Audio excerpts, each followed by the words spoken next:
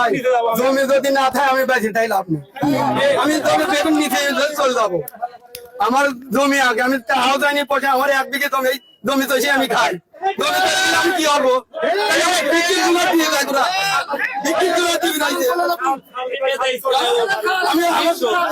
আমার যে বিক্রির ওটা দিবি রয়েছে আমি জুলা দিয়ে কি করবো? আমার জমি আগে আর আমি পানি দিকে গায়ের জল আমার তেজ মারি থেকে তেজ মারি আমি কি চষি খাবো? ওরা কি হাত বানা বিরাইছে আমার হাত বানা বিরাইছে তাহলে জমি তো নিয়ে দেখ আমি চুরি বানা চুরি নিয়ে আসি হাত দিয়ে খাই আমার জমি দিন দেয়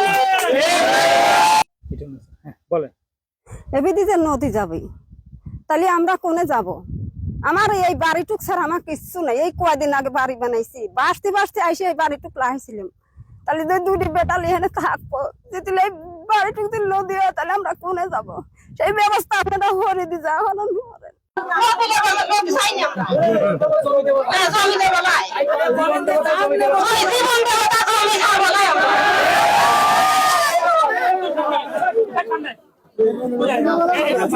এক দাবি আমাদের জমির উপরে কোনো কিছু চলবে না, নতুন অধিকার চলবে না, কোনো কেমন হবে না।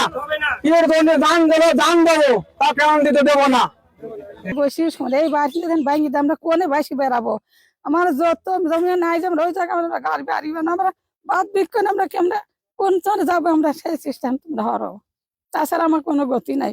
বেটা বেটি নিয়ে আমরা কোনে বাসি বেড়াবো? এখন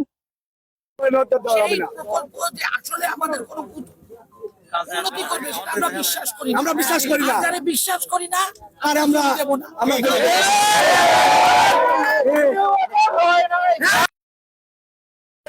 দিব না,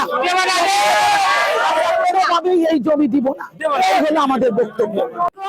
আমি বুলবাড়ি ইউনিয়নের মহিলা মেম্বার আয়শা আমার নাম।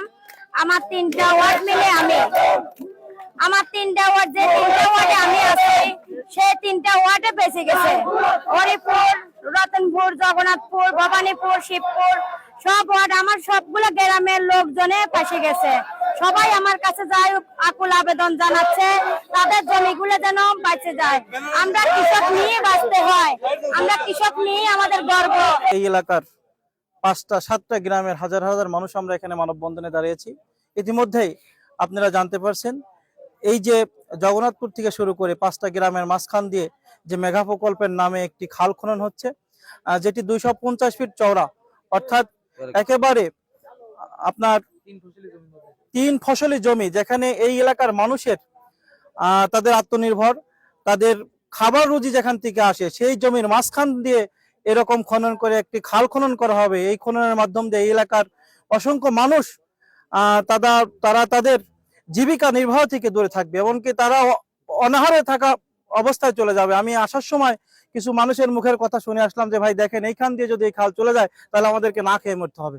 এমতো অবস্থায় এই এলাকার স্বার্থে, এই মানুষগুলোর স্বার্থে, যেখানে হাজার হাজার মানুষ জড়িত আছে, এই মানুষের কল্যাণের জন্য, এই মানুষের স্বার্থে এই খনন যে কোনো মূল্যে বাতিল করতে হবে।